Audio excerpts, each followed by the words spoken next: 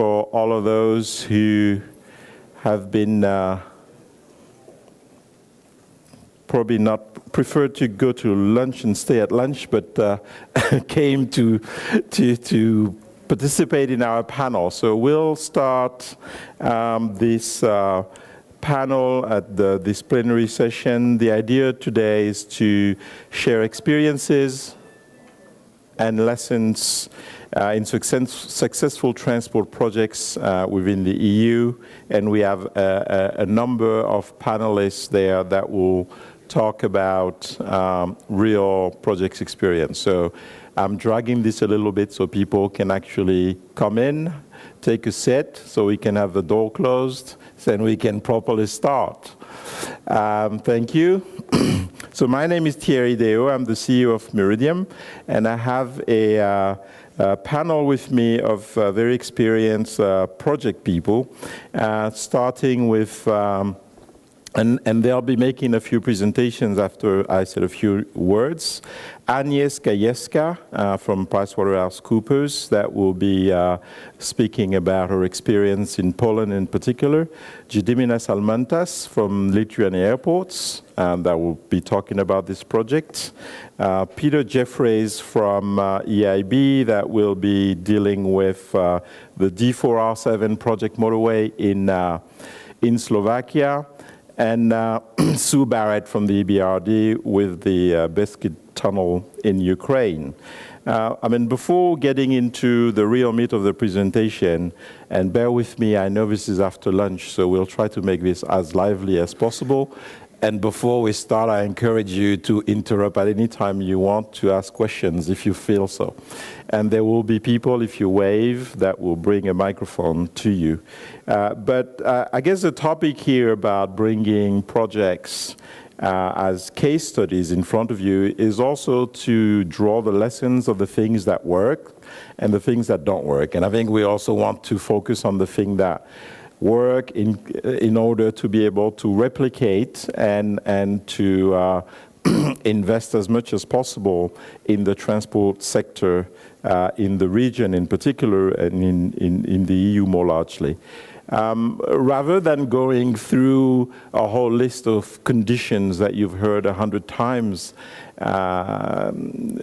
on why transport projects in particular work, I'll probably introduce with a few words in terms of what people are facing, whether project promoters or all the development banks that are involved here on the private sector when trying to develop a project.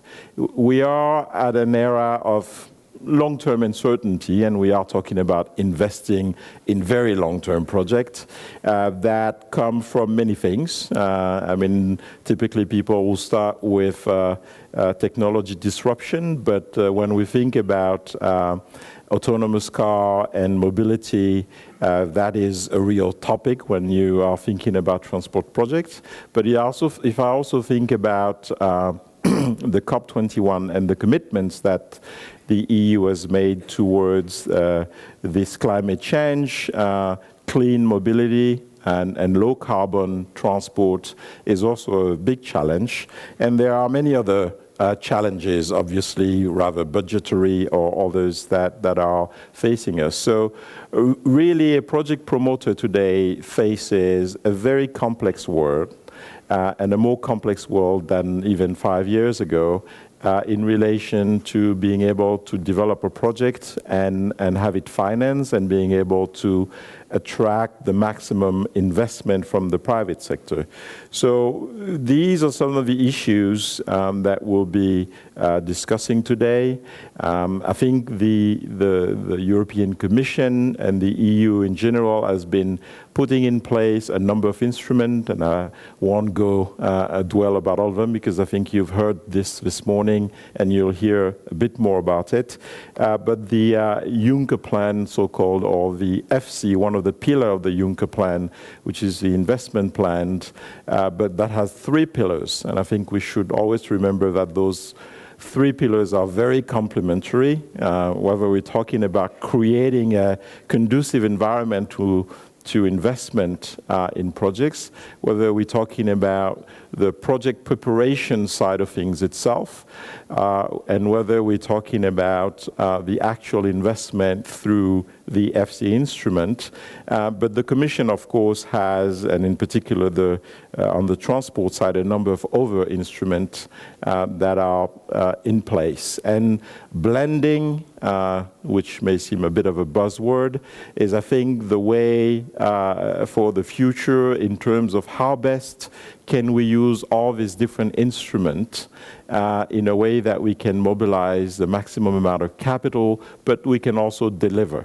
Because at the end of the day, I'm not a politician, so I don't really spend a lot of time talking about billions, because that doesn't really create anything. But I love to talk about projects that are actually getting finance, and I can run, if it's a road, and drive my car on it and take the train and really create a service for the Europeans rather than focus too much on the billions. So without further ado, I will leave the floor to Agnes, that will start with her presentation on Poland.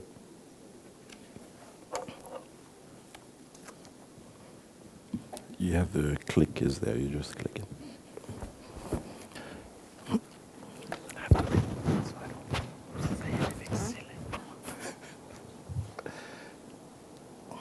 Okay.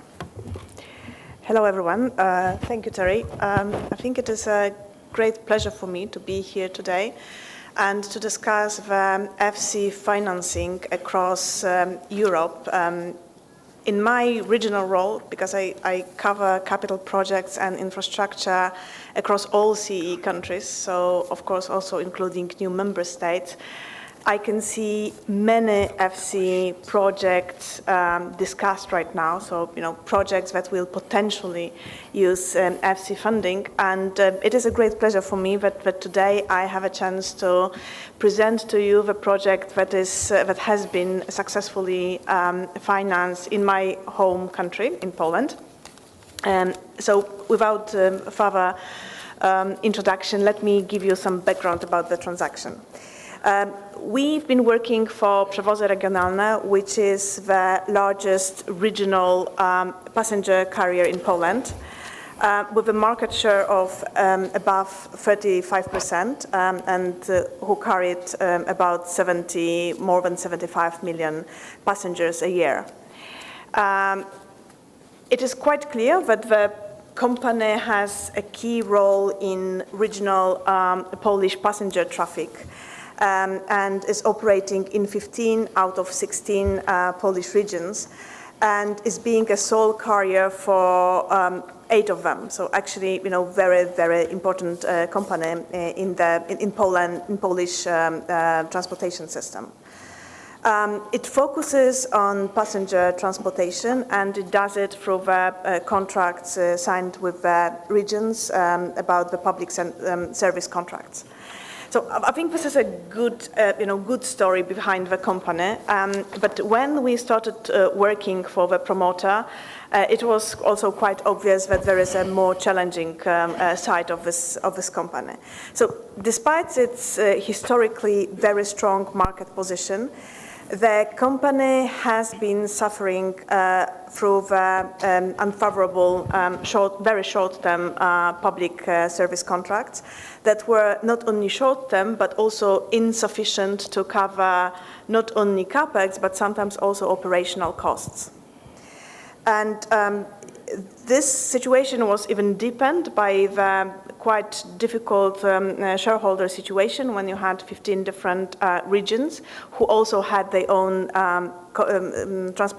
regional transportation companies. So the vision of the shareholders was not consistent, and on the top of this, there were also, as in many railway companies, lots of internal cost inefficiencies. So, due to the financial losses that the company was suffering throughout the past years, when we started working for the promoter mid-2015, the company was in quite significant liquidity problems at that time. So, quite quickly about, if you look at the financing and the financial situation of the company, you will see that not only, the profitability of the company going through the net profit, but also at the EBITDA level, but also the revenue side was declining. And this was mainly due to the unfavorable PSCs. So when we came and started discussion about the transaction, it was also, not only about how to improve the financial situation, but also how to look at the business as such and how to improve the revenue side.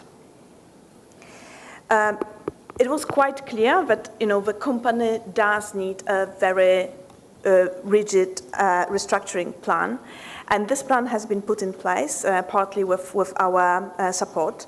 The major topic was to shift the contracting model to slightly more favorable and long-term one for the company. And it was also quite obvious that without equity injection, we will not be able to do anything. So, they got to the situation that the equity injection was absolutely needed. Of course, things like operating restructuring was also part of the game, and what was very important to the discussion that we are having today, that we were dealing with a company who was not only because they were looking at the OPEX and trying to survive with liquidity issues, the CapEx agenda was very much down the line on their priorities. So they put together the restructuring plan. This restructuring plan has been submitted to European Commission for the state aid approval. And what was also very important, there was an equity injection. This equity injection of a quite considerable amount of 770 million Polish zloty has been injected by the State Industrial Development Agency, who by this injection became the majority shareholder of the company. What was equally important, or maybe even more important in the long run, was also that the company managed to sign 3 to 5 years PSC contracts with most of the regions, and these PSC contracts were, much more favorable than before. Because first of all, they approved for operating cost pass-through clauses. So actually, this was something that was like a very big move. And also, it adopted something that could be quite similar to what in more mature market as a regulated asset base. So pretty much, we were looking at what capex is needed, and the tariff as such, so the PSCs, rewarded this capital employed. So this gave us a chance to put like a long-term strategic and financial planning. And we were able to start thinking about raising debt for covering necessary capex. The challenge that we had at the beginning was, how to raise debt for the company, who first of all is under, ongoing restructuring. First of all, and second of all, this restructuring agenda or program is to be still approved by the Commission as of state aid. And the transaction had like two components. One of them is more commercial one. One of them is FC1. The lenders, so we had like the syndicated long-term and also current facility. 3 lenders were Polish lenders who gave together around 630 million Polish zloty, which is around 145 million euro.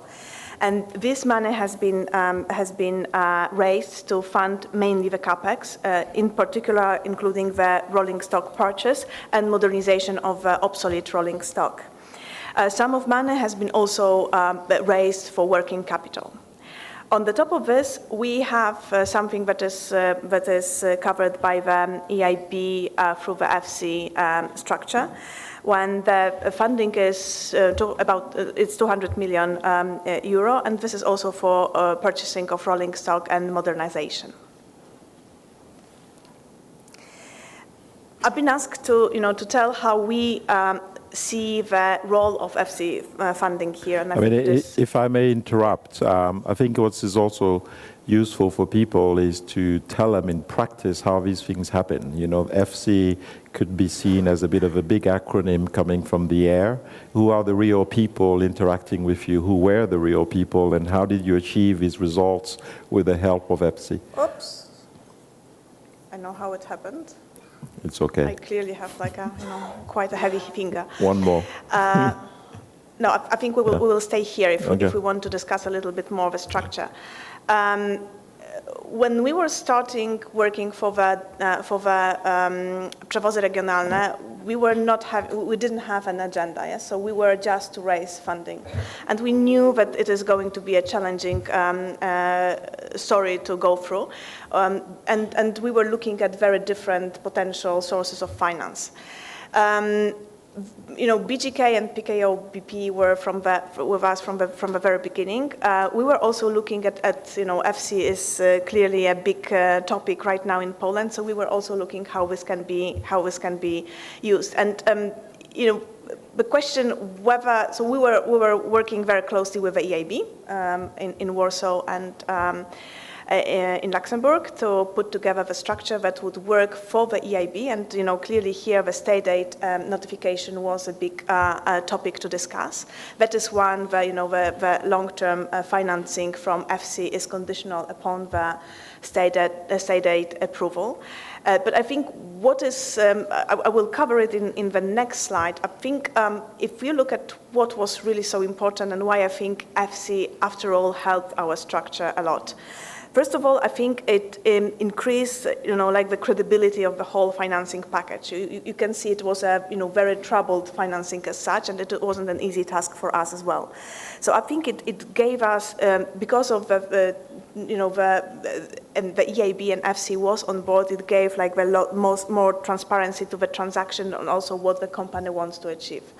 Second thing is we could increase the tenor of this financing, which was like a very, very big and important thing for the company like Przewozy Regionalne. And this allowed for the smoother amortization of the whole schedule, which was like a critical for the company. The third thing, and of course, something that should be probably for most of you, the most important one is that, EFSI funding was more favorable, and generally we managed to reduce the average cost of financing, which was important and I think very much appreciated in the structure. But I would say probably transparency and longer tenor was even more important. And of course, having another lender on the group reduced the transaction risk to all parties, and the tickets were just smaller. So we managed to sign or the client managed to sign the contract in December 2016. And, the last point, because I know that we are quite short of time, about the timetable and how it looked like, because, it's quite interesting for most people with whom I talk also on the potential promoter level is, how long this transaction can take. And, if you look at our timetable, it was a full year, back to back. But, fundraising in this area was probably 6 months. We needed to do lots before, so, the whole long-term financing strategy and the whole restructuring and the restructuring program and the notification to the European Commission took some time. But generally, we managed to fund the project within a year. And I think, maybe a few lessons learned from this whole process. I think it was a very challenging process for the promoter, but also for us as the advisors. I think one lesson is what Madam Commissioner, I think, said here in the morning is that, we need to learn to look at different potential sources of financing. Because, we were pretty much open to everything that was possible. Second of all, I think, the lessons learned was that certainly EFSI can be used for not only for big greenfield projects, but they can also be used for the projects where the funding is very much needed for the company challenging liquidity problems, as in this sense. And I think it was really very, very important that through this financing, we managed to get to the point when the company can think not only about the liquidity, but also about how to invest and how to put together a very credible capex program. So I think it was like a very big value change for them. But from the position when they were thinking about what is going to happen within the next couple of months, if not in a month, we are right now having a very credible pipeline of projects and rolling stock being under procurement to make them the modernized carrier who will be able to maintain their market position, because it was quite binary discussion there whether we are going to do something and they will have a position and they will be able to maintain this position, or whether without necessary investment they will have to suffer losses in their market share. So it's about sustainability of the company going long run. I'm going to ask you a quick question and allow one question where we'll have time at the end, which is, so DG Comp actually came through with their 3-month limit since you had this wonderful short time period in terms of answering state aid question? Well, it's no. Without throwing anybody under the bus. So that's a message that we have to pass on. State aid is important in the process. So it's very good in the pillar, one of the pillars of the Juncker plan. Part of it was also simplifying procedures and being responsive on the competition side of the Commission in relation to state aid. So it's an important lesson to also feedback to provide. For this one, certainly, so, especially when we are looking at either the brownfield projects or some sort of restructuring or, rescue of a company, state aid issue is certainly a big problem. And, even if it wasn't the ASIF finance, it would still be a problem for the commercial banks. So certainly, good preparation here and also, good discussion with the Commission is absolutely crucial. And I think, yes, I can only add to your point about the need for these things happening quite swiftly for us to be able to put a sensible transaction and sensible structure in place. Yeah. Is there a quick question, but we'll have a bit of time at the end also, a bit specifically on this project? And you need to wave because I have lots of spots in my eyes, so I can't see anybody in the room really. I don't. There's a quick question here. If a microphone could be brought in here, I'll bring it to you. I'll probably.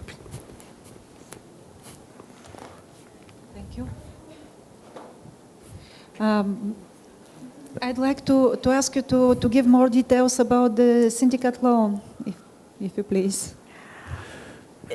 More details like terms and conditions of this loan, or more details about that? It was what kind of details you would want to hear? It is. What did it represent, and how was it possible to have it? So I'm happy to give like a background about the process and how we in 30 seconds, by the way. So you rescued me because obviously it is a private transaction, so I'm not allowed to disclose any commercial information on this one. I think it was a very good cooperation and very good structure that. With the ASIF loan, we gave additional confidence to the lenders. Is the maturity confidential? Because yes. That's typically, okay. No. we asked the company whether they would feel, all right, comfortable so about it. She can't really tell you anything, sorry about it. All I can tell you, maybe one thing I can tell you, because I think it would be quite interesting, is that the maturity of financing is longer than the contracts than passenger with the public service contract, which I think in itself shows that there was lots of goodwill in both on the lender side as well as also the EIB and ASIF side to help the company. So it is longer than public service contracts, which I believe is a very good sign, and success of this funding was possible because of this. Thank you. I think that was very helpful because that's one of the key features. So. We'll thank you, and we'll have more questions for you later. So, Gediminas, it's your turn. to talk about Lithuanian airports. And I think what we'd like to, I know you have a few slides and you can probably share with the audience a bit later on, but to focus on, how FC was helpful to you and good anecdotes about, because FC is also real people with the IB that actually come and help people. Was there a technical assistant available to you? What was helpful in the whole process to achieve what you achieved? All right. Good afternoon, everybody. I'm going to try to lift you now up in the air after a good lunch. Before I start, my presentation is probably on the way, yes. Please raise your hands. How many of you came here by plane? All right, quite a majority. So I have no doubt you understand why the investments in the airports are so critically and so crucially important on the European scale. What we have in Lithuania, we have the 3-airport system, which is pretty tough to run because the market is small. It's 3 million people country. And one airport is profitable, the other 2 are loss-making. So to finance the infrastructure, it's quite a tough thing. However, the other 2 airports, in particular Kaunas and Palanga, they require quite an intense investment program to be implemented. So what I'm going to talk today to you is about our investment portfolio and investment projects that we got approved by FC.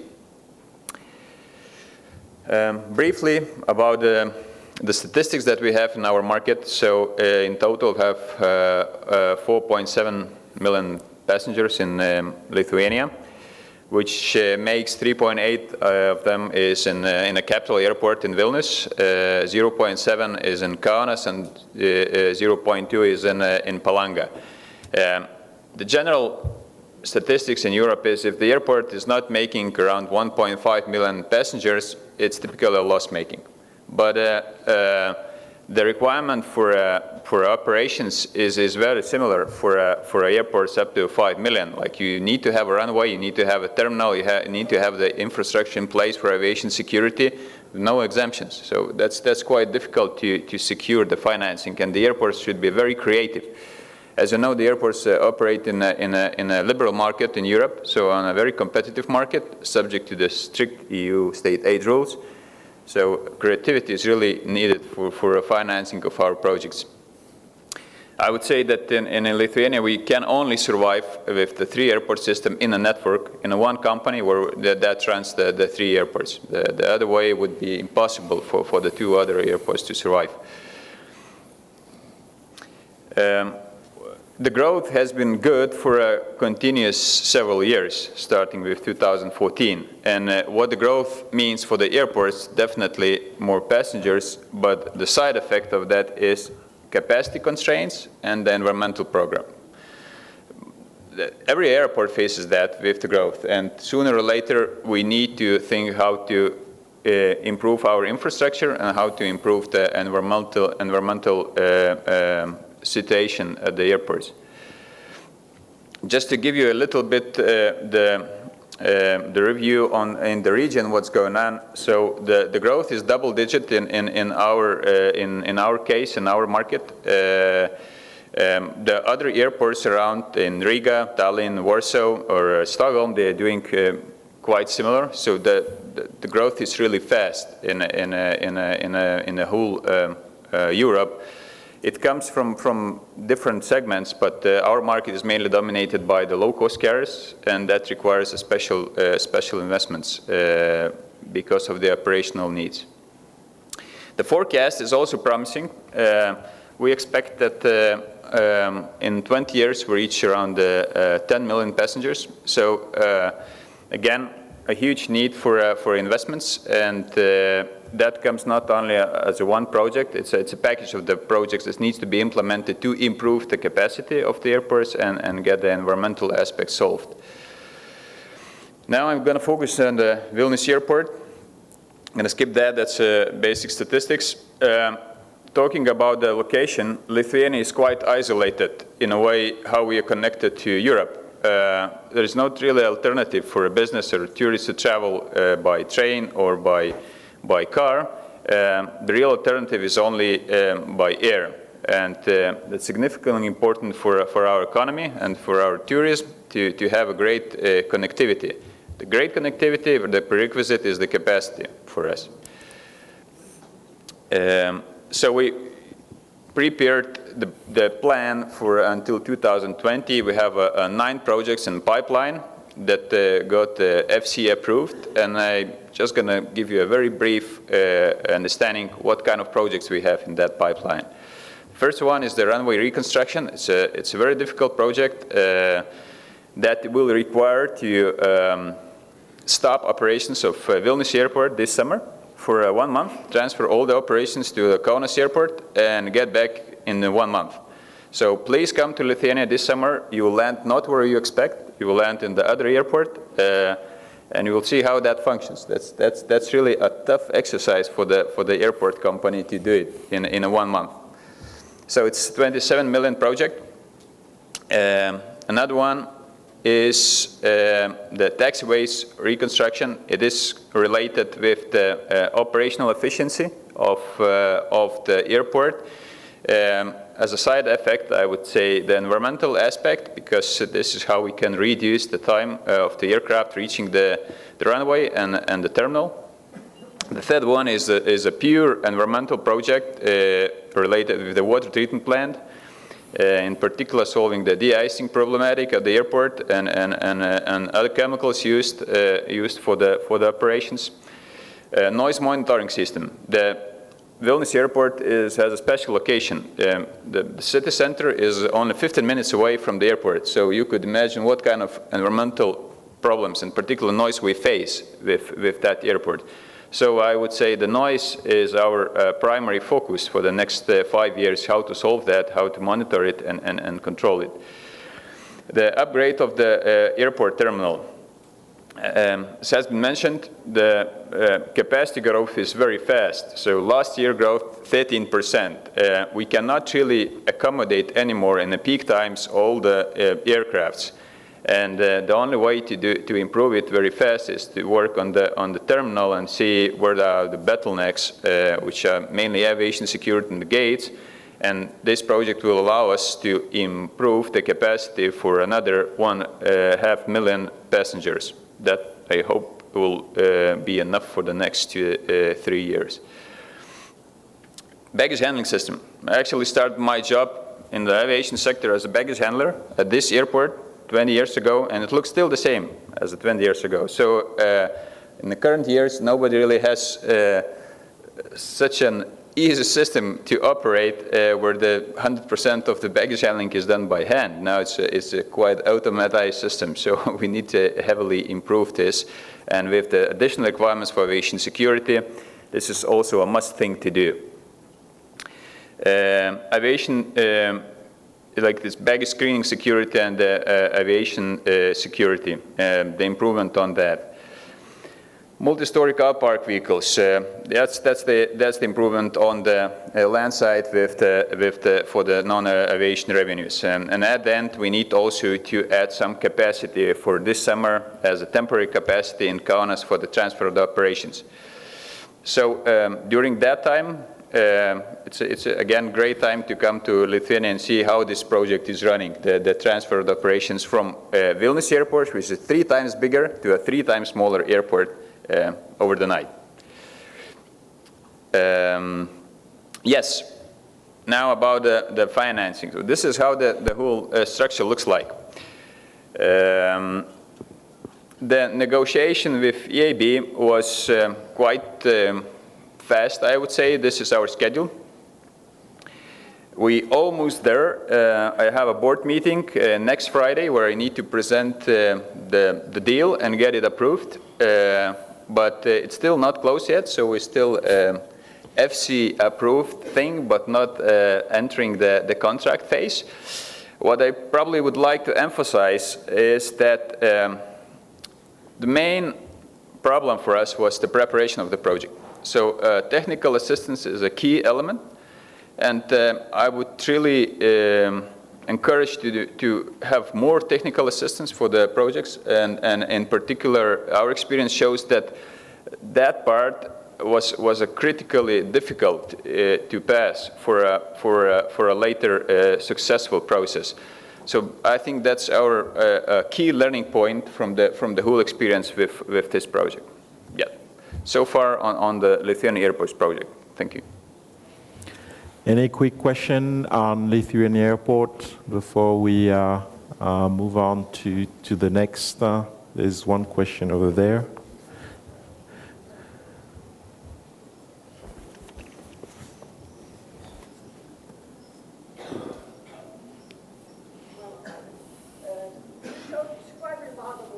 Growth expectations. Could you please elaborate a little bit on what the growth expectations draw on? Is it regional restructuring of demand or modal shift or overall economic development and so forth? There are several elements in that growth. So first, probably important element is that our market is dominated by the low-cost carriers. And this is where the growth is happening these days in Europe. If you see the segment of the legacy carriers, they're typically stagnating and focusing on the long haul. And within Europe, the low-cost carriers are growing. So the choice that we made several years ago to focus on that segment really delivers us the result these days.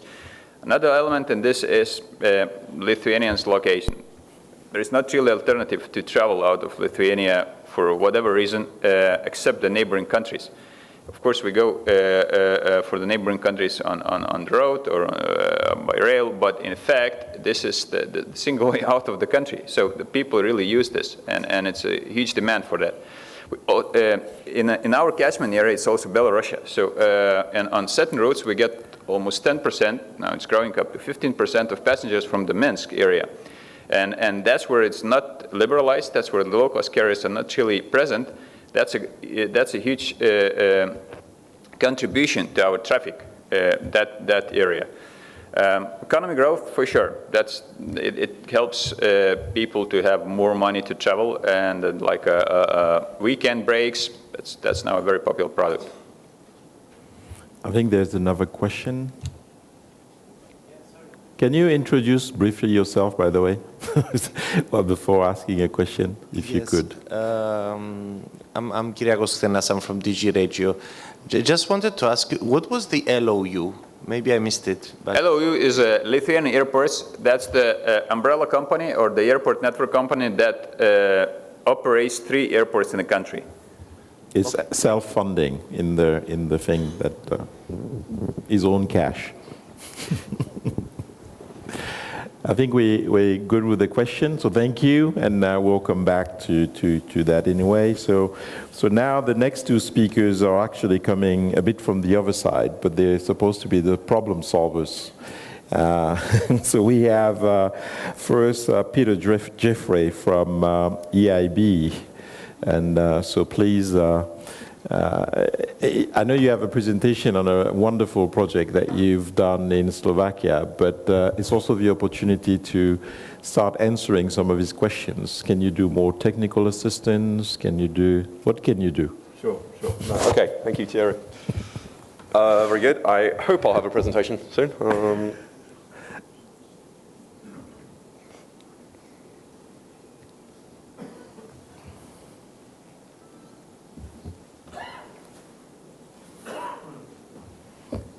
Coming.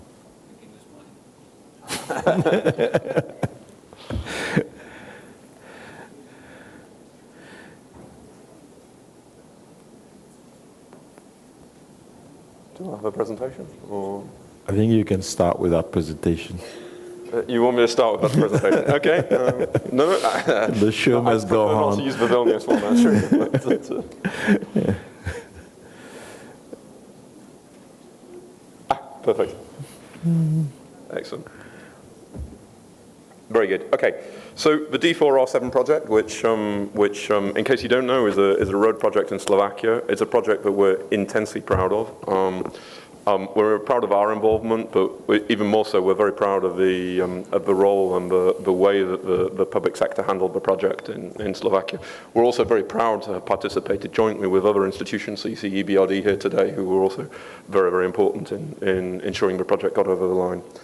I was going to tell you a little bit about the project, tell you a little bit about success factors, lessons learned. I can also talk a little bit about what we did and the nature of technical assistance and so on as well.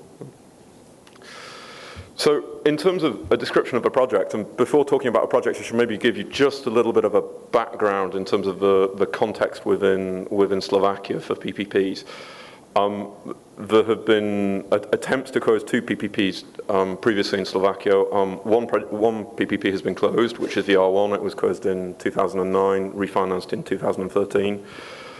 It closed probably at the height of the financial crisis and was probably rather overspec'd for the requirements of the country. So it was comparatively expensive, albeit a fantastic achievement, in particular with the private sector, to have got it over the line at that point in time. The D1, however, did not close. In fact, the D1, the procurement failed ultimately. Ultimately, that's from a number of factors, but including a decision to choose a route that was different to the route identified by the environmental impact assessment, which probably in hindsight wasn't a perfect decision. So with that background, obviously the D4R7, when this was brought to market, was sort of a bit of a litmus test for project finance and project finance in Slovakia, and to a certain extent also for some of the other surrounding cohesion countries. The project itself involves 2 roads, the D4 and the R7. The D4 bypasses Bratislava. You see it on the map there. So it's the sort of half of the ring road to the east of Slovakia, cutting across the radial routes there, and it's a part of the comprehensive TEN-T network. And then you've got the R7, which is leading away from Bratislava in a southeasterly direction. The D4 is 27 kilometers, the R7 I think is 32 kilometers, so in total just over 59 kilometers of highway. D4 is mainly 2-lane, almost entirely 2-lane. The R7 is also mainly 2-lane, but with some sections of 3-lane. It's procured on a availability-based PPP structure. The annual availability payment that was fixed at financial close is 53 million euros. The construction period was a little over 4 years, with a subsequent operating period of 30 years. If I talk a little bit about the procurement process, you can probably see how efficient this one is as a procurement process. And really the Slovak public sector deserve a great deal of credit for that. They started the procurement process with the official notice back the end of January 2015. And they got they had a vast amount of interest, 9 international consortia selected, a competitive dialogue continuing with 4 international consortia, and that sort of reads like a who's who of the European construction market and the European project finance funding market. Final tender documents were issued in October, and best and final offer submission was in November that year, with opening of the bids in December. So they got through this whole process in less than a year, which really is quite incredible. Unfortunately, after the opening of the bids, there was then a national election in Slovakia, and obviously a very large-scale infrastructure project like this attracts a certain amount of interest, in particular around national elections. That national election resulted in a coalition government, but in particular the Minister of Transport changed. So, inevitably a new Minister of Transport wanted to reassess a project before immediately signing one of the largest projects to be procured in the country. So what had been an incredibly quick process up until the opening of the bids then slowed down a little bit, and financial close only occurred a little bit over 6 months later. But still, nevertheless, to go from starting the process to financial close in 18 months is really going some for any public sector. I mean, this is quicker than you typically see in Germany and in many other countries. I think there's only probably the Netherlands which which are No, typically... there's Finland, 12 months. Finland are quick too, that's true. But this Germany is is not an example in public procurement. Look, I think in terms of the speed and the efficiency of the process, I think we have to hand it to the Slovak Ministry of Transport that this is still going some. So you know, and you can see that the interest this generated. If you look at the entities that were bidding for this, you've got, you know, the likes of Vansi, Hochtief, Sintra, and Strabag. You know, I mean, really a who's who of the construction market. I guess if we talk about why we're intensely proud and why the Slovaks are intensely proud of this transaction, you probably come down to a comparison of the bids and a discussion of some of the key parameters. If you look at the top table here, where we have that comparison, you see that the winning bidder came back with a bid of just under €1 billion on a net present value basis of the availability payments. Not only was this process very quickly run by the Slovak Ministry of Transport, it was also run in a very, very transparent way. You don't regularly see this amount of information on all the bidders' proposals. So, you know, I've included in this slide just the information in terms of the high-level bid amounts or bid parameters of the 4 bids at BAFO, and a comparison of the costs and the annual availability period of the winning bid versus the feasibility study, or the initial feasibility study. And there's 2 things that you'll see from this. One, firstly, although there were 4 bidders at BAFO, there was an enormous difference between those bids. I mean, if you look at the winning bid, which was Odčevat Nula, sorry, my Slovak isn't very good, so I'll call them by the English name of Zero Bypass. They came back with a bid of just under €1 billion, whereas the Estrella consortium, which is Strabag-led, came back with almost 1.6 billion. So truly enormous difference in terms of costs. You know, therefore, you can see how important it is as a public sector unit to be able to maintain as much competition as far as possible in that process. Imagine if you'd excluded one of those consortia at a previous stage. Imagine if you'd excluded the winning consortia, you would have paid €200 more for the infrastructure. The really positive thing, however, is that there was an enormous reduction also in the cost of the project versus the initial feasibility estimate. So if you look at the last line here, which is the annual availability payment, the annual availability payment at the feasibility study was €135 million, which is rather a lot. The winning bid came back with an annual availability payment of €57 million because of changes in interest rates that actually dropped. So at financial close, that became a little over €53 million. So you can see, having approved a piece of infrastructure would cost €135 million, and then getting it for 53, you know, you're doing quite well. Obviously, given this speed and given this level of transparency, it's very important for the public sector. This whole process was undertaken without any complaints being filed and with no legal action. So there was no delay as a result of actions of unselected bidders. And you know, clearly, the magnificent achievement here is the level of cost saving. How did we get to that level of cost saving, and how did the Slovak public sector get to that level of cost saving? It didn't happen by magic. It's obviously partly a reflection of the strong market appetite, both amongst financiers and contractors for PPP projects. And you saw the entities that were bidding on the project, and it does list like a who's who of the European construction market.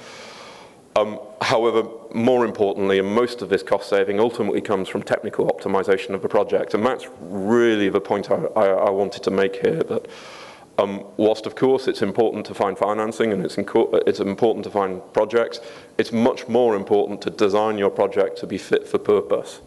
And the one thing I think that was achieved on this project versus perhaps previous projects and versus perhaps some other projects out there in the world is that this is a project which we think is fit for purpose and therefore is appropriately priced and sized.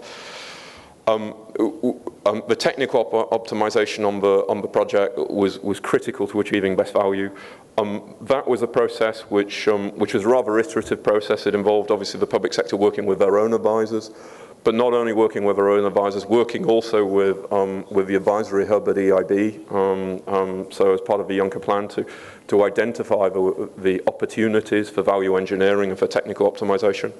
And also working with the bidders, because at the end of the day, that's what project finance is about. It's about taking expertise from the private sector and using it to the benefit of the public sector. So you really should, and public sectors really should be doing that during the process, and that's why I think this is a good example. It is, of course, also true that there was very significant support on the financing side. The IFI support, EIB, EBRD, and ECO, the Spanish Development Bank, was essential to getting the project over the line. Bear in mind that there were 4 bidders at BAFO, and all of those bidders came with committed finance, and all of those bids were somewhere between $1 billion and $1.6 billion. So you can imagine the total quantity of debt that was required, on 90-10 gearing would be around about $5 billion of debt. Now that's finding $1 billion of debt, project finance debt for Slovakia is no great challenge. Finding $5 billion, of course, is much more difficult. And obviously, the involvement of the IFIs, so EIB's involvement, where we offered up to 500 million. EBRD, who offered up to 150 million, and ECO offered a smaller tranche. But the involvement of those entities was instrumental in being able to reduce the bid price and increase the competition for the public sector.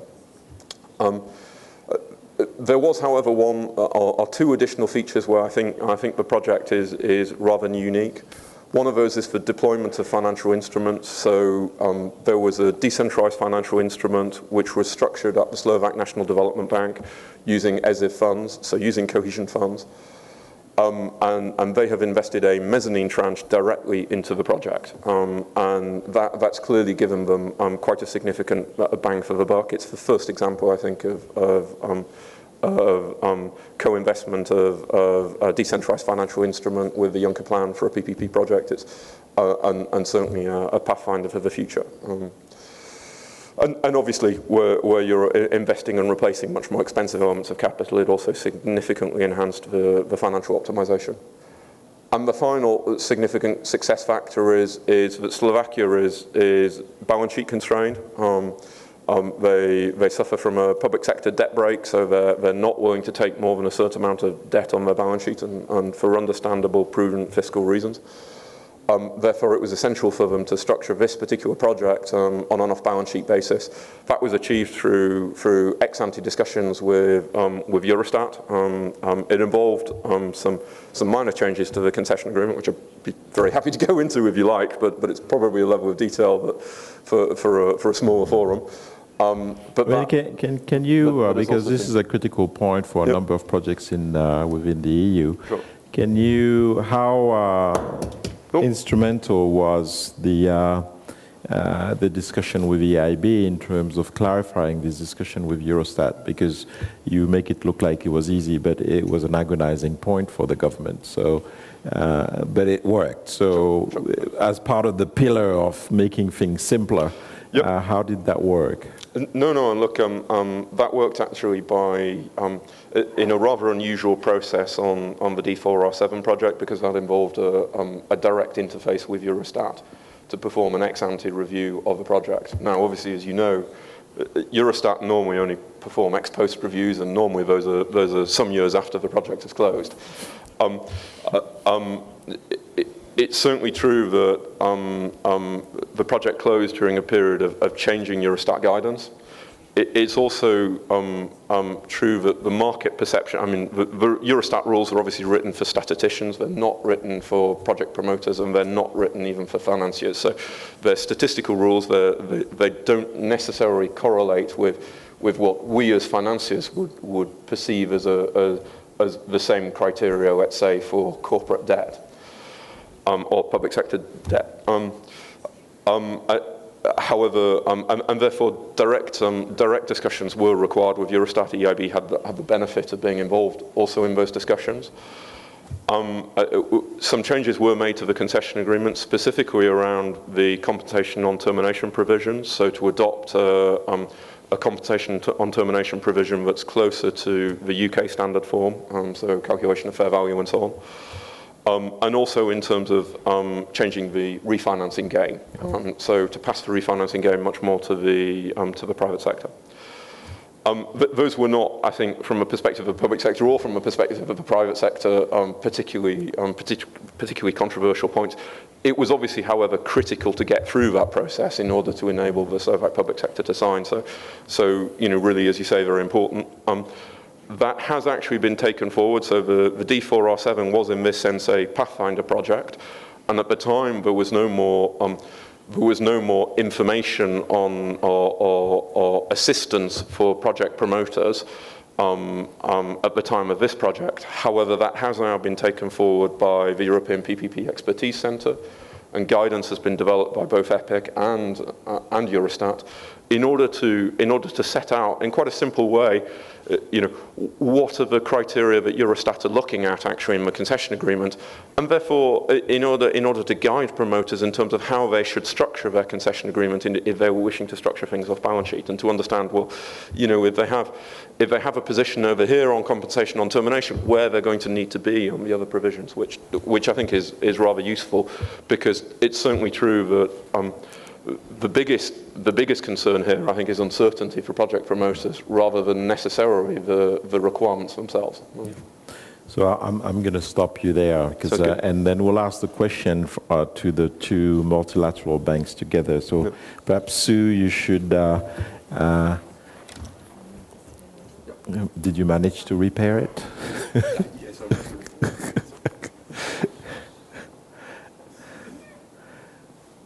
Could we have the next presentation from EBRD? Great, thank you very much. Okay, so the Beskid Tunnel project in Ukraine is also a key piece of infrastructure in Ukraine, but this project is in quite sharp contrast to the presentation that Peter has just made on the D4R7 project.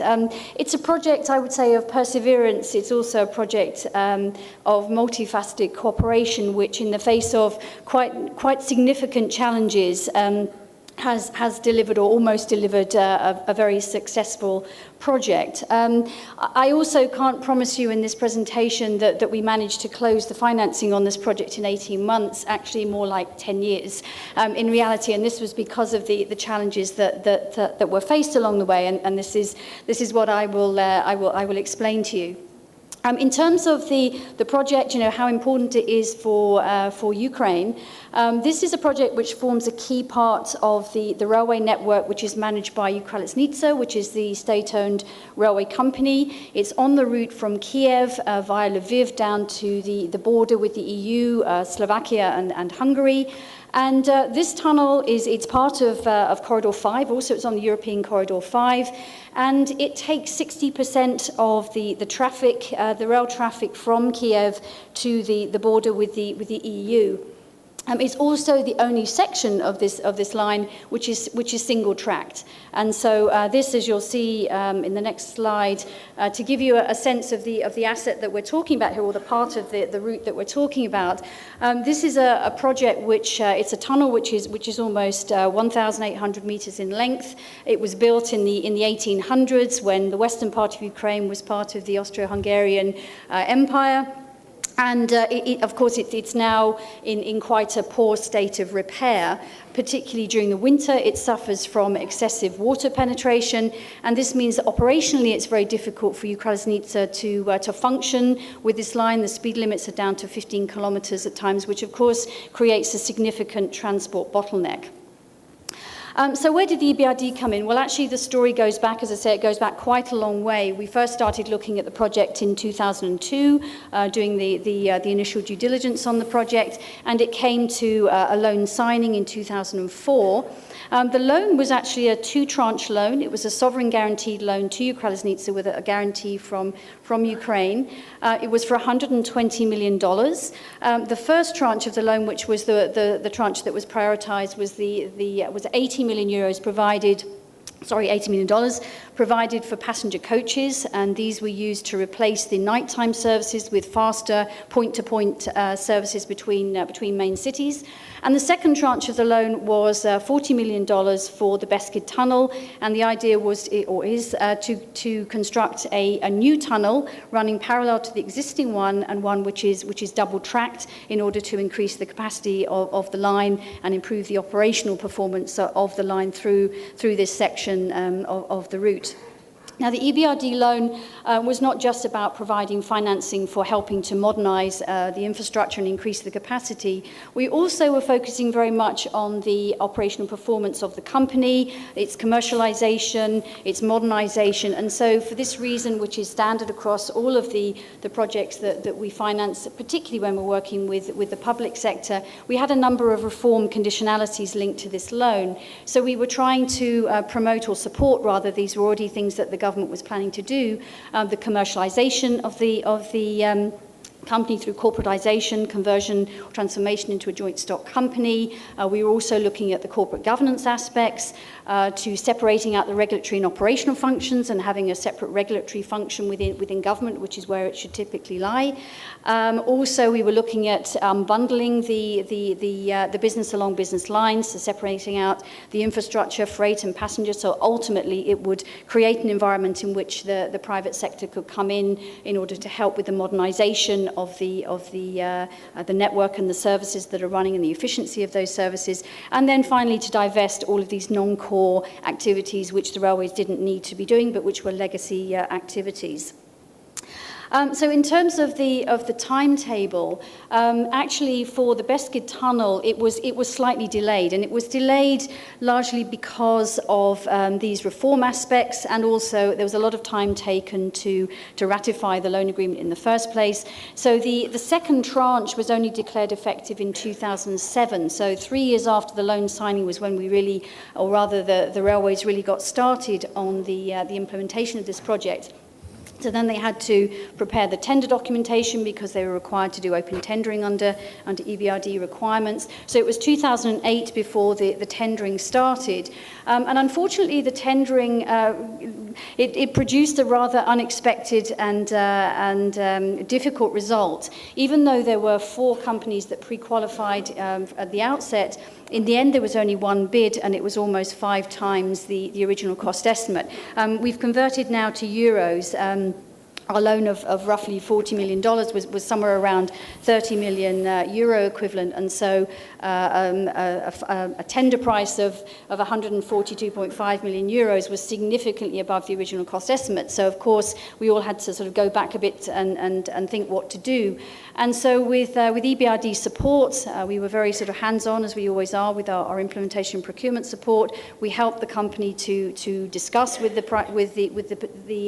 bidders, you know, what the issues were, what the problems were, and we, together with Ukraznica, we agreed that the tender should be rerun. So the tender was rerun. This time there were 2 bidders, but they weren't entirely compliant with the requirements. So then there was more debriefing, more discussion, which eventually led to another bid being submitted, or revised bid being submitted by one of the bidders, and this led to a downward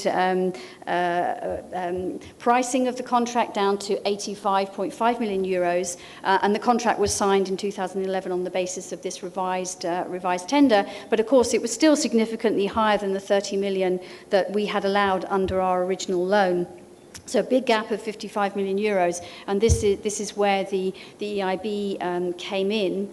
I mean, the reasons for these significant delays and the cost increases, well, of course, the first one I was mentioning earlier was to do with the length of time to deal with the political aspects, the reform, the bureaucracy in terms of getting decisions made and getting the loan ratified and so on.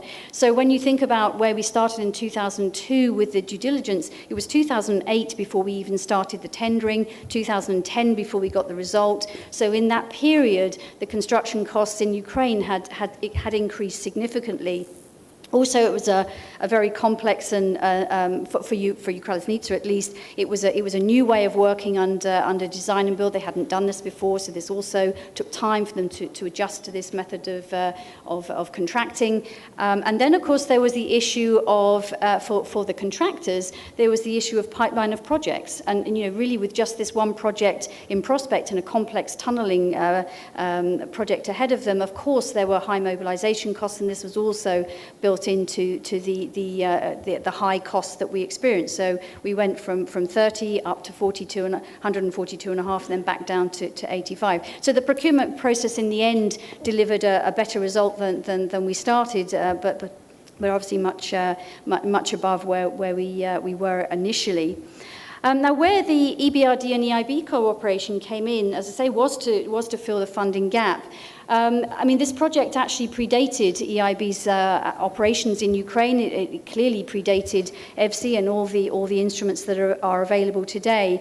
But we were, in 2011, when we were faced with this much higher price of the project, we approached the EIB to see if they would come in and support the project, and luckily they were able to do so because it was on a European corridor. It fitted very nicely with the EU connectivity agenda and in line with their strategy, and so we were all extremely pleased when they were able to able to consider coming into the project. Ukraznica, the government, we were all extremely pleased because, together with the company and with the government, the cooperation up to that point had been excellent, but, without the additional funding, this project was not going to be realised. And I think, the key points in terms of this particular project of the cooperation has been the complementarity between the EBRD and the EIB, and also the way in which we've worked together under a mutual reliance in terms of the project implementation, which has made it much smoother for the client in terms of the procurement as we've gone forward.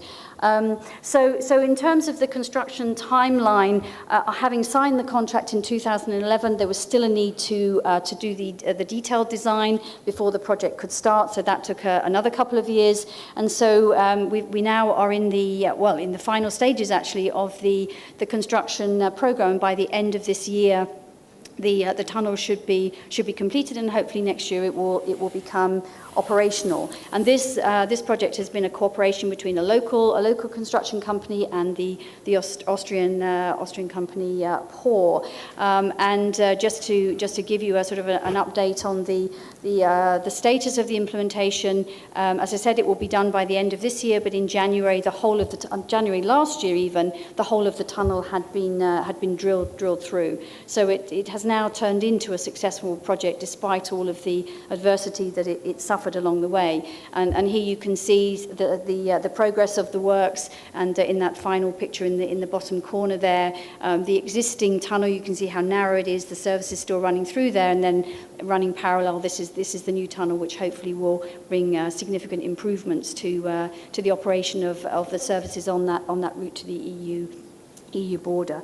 So in terms of lessons learned, I think we certainly now would never underestimate the challenges in working on something which for Ukraine at that time was a groundbreaking project, and one that was being done in an environment which was politically quite unstable. I guess we were very optimistic in terms of the reforms that we were trying to support. We had anticipated that the corporatization of Ukraznica, for example, would happen within 2 years. In fact, it happened in 2015. So this was back in 2004. So a long time to achieve that reform. And I think we have since really appreciated the complexities, especially in a sector like this, which was very important politically.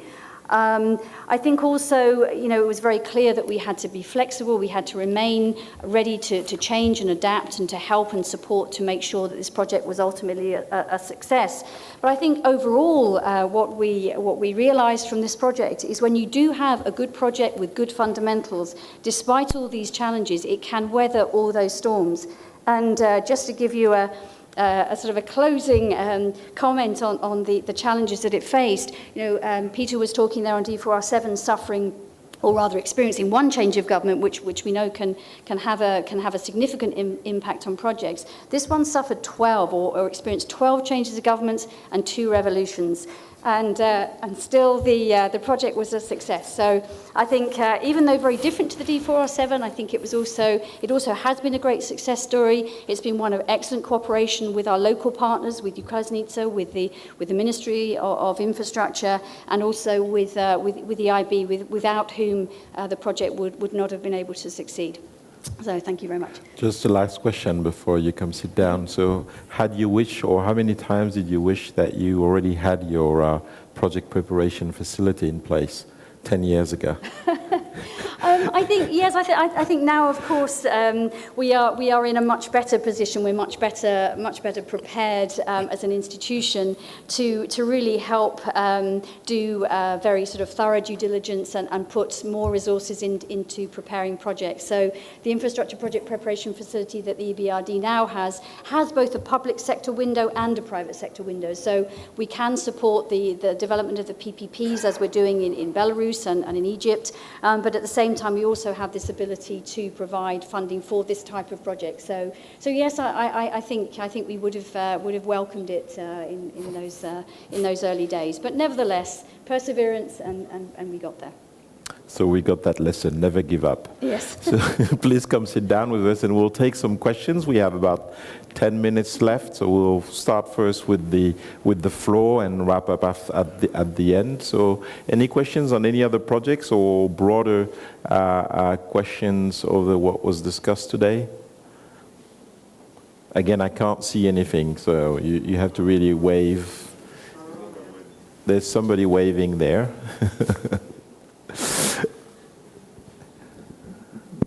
Thank you. Kyriakos Ktenas from Director General Regional Policy, Regional and Urban Policy in the European Commission. I think the discussion was quite refreshing. We have seen a number of different examples. It's always tempting, I think, to take a good example from the past and try to replicate it in future. But I think at the same time, there's many things that were not mentioned. And I just give a few examples.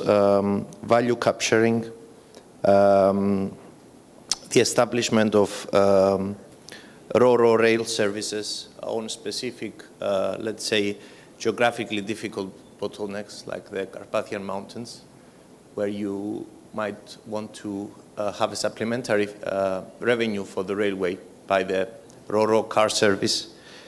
The establishment of an EU single rail portal for consumers, because as we know, it's quite difficult at the moment to really have a unified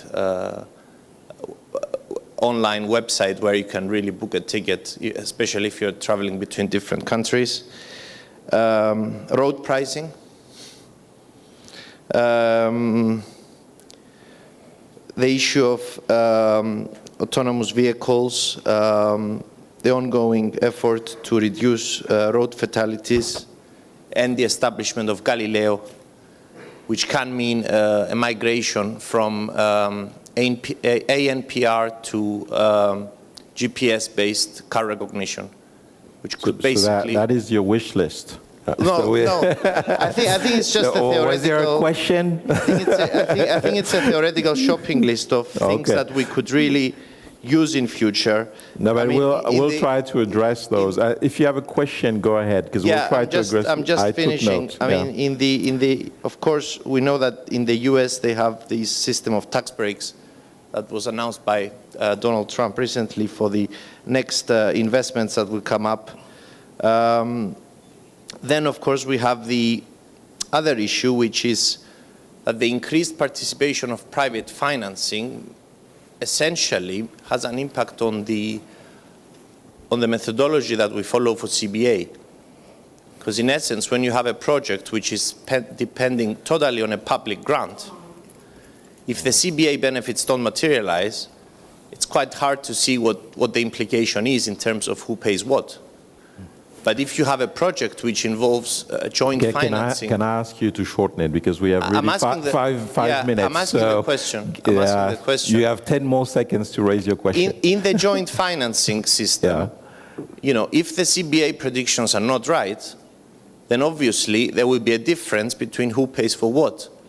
So essentially, when we're migrating to financing instead of funding, there is an inherent implication for CBA, because basically it has to be right, someone will say, especially someone who's going to put their own money in the project.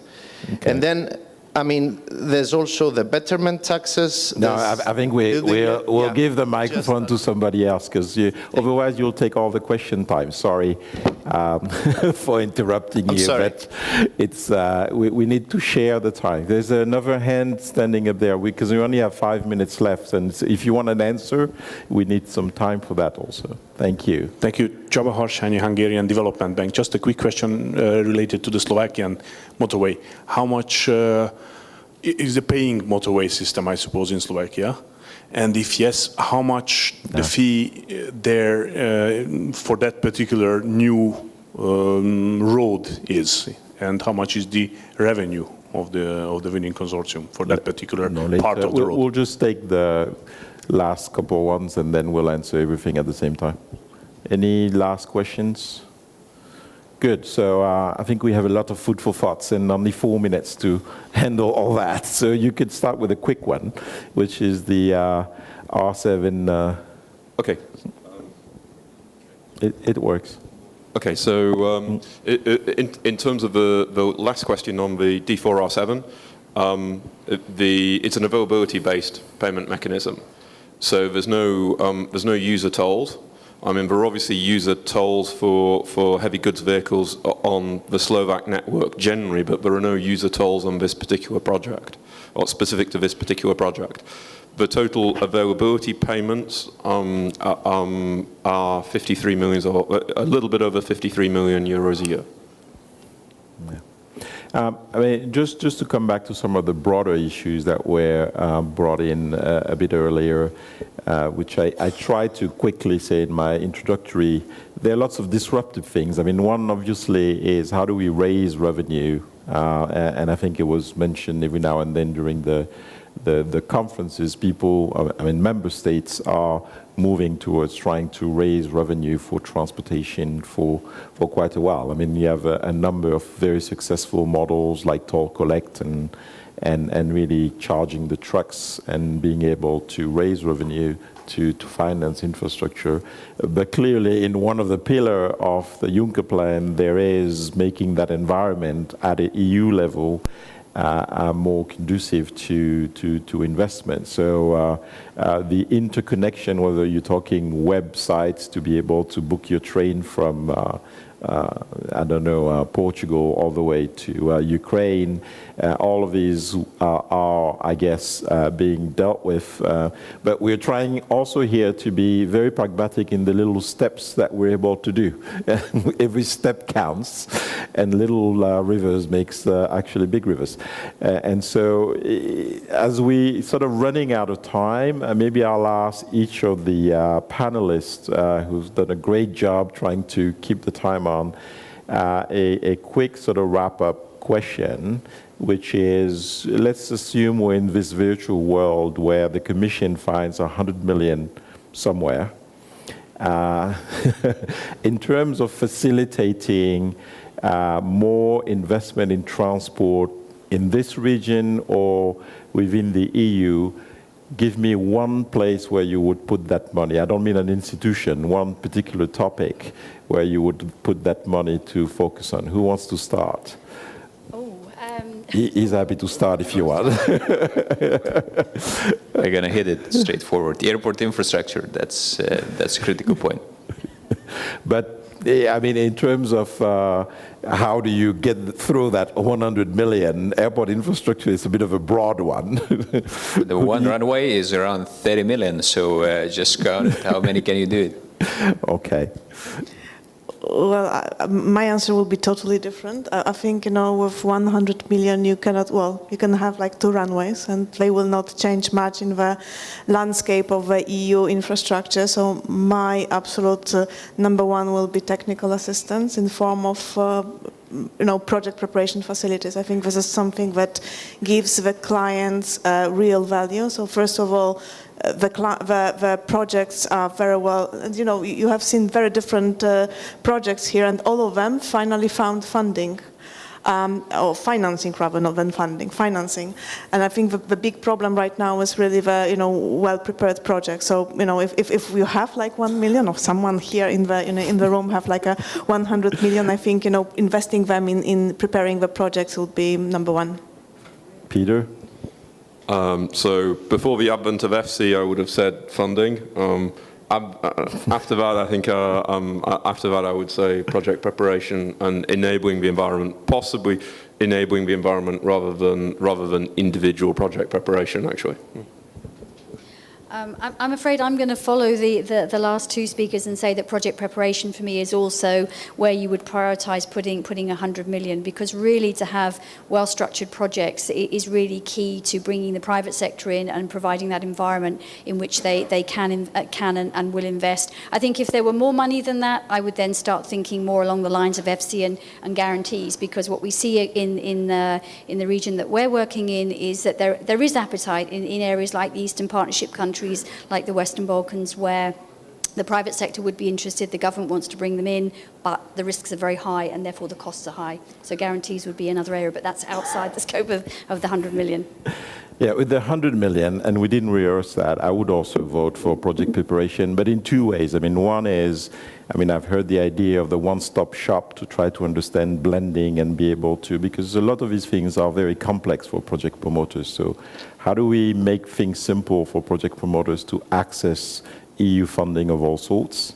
And second, project preparation, and even individual one. I am a big fan of SWAT teams to get things going versus too much policy talking.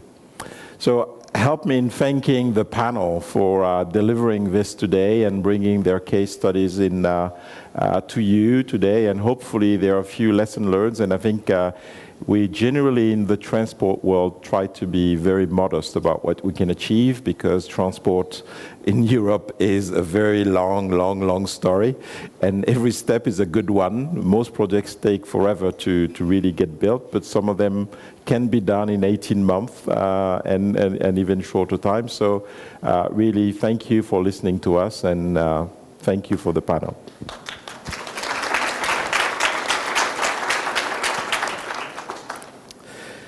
Well done. Let me take this off.